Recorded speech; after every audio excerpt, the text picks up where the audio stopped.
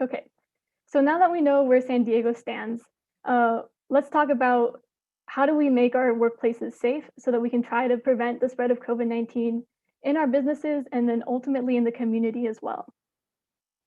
So there are four key safety measures that I'm sure you've all seen before, but they cannot be stressed enough because these are our first defense against the spread of COVID-19.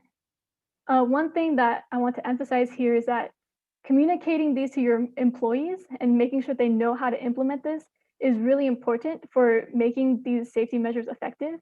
And then secondly, this is also important for your employees and customers to build trust so that they know that you're taking this seriously, and it builds confidence for consumers going to your business knowing that you're doing everything you can to keep them safe.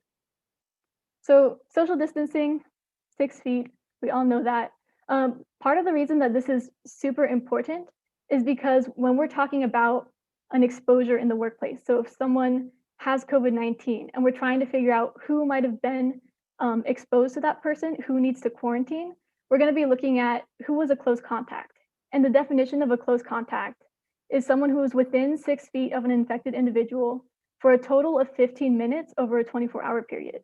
So definitely making sure that your employees are social distancing as much as possible is important for minimizing the impact that a case of COVID-19 in your workplace could have.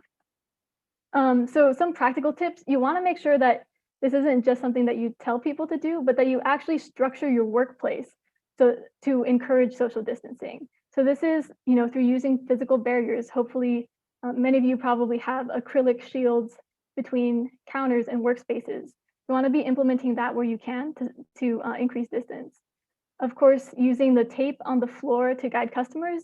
A lot of businesses have found that using bright tape is especially important or helps people notice it more than if you use like blue. So that's a tip there.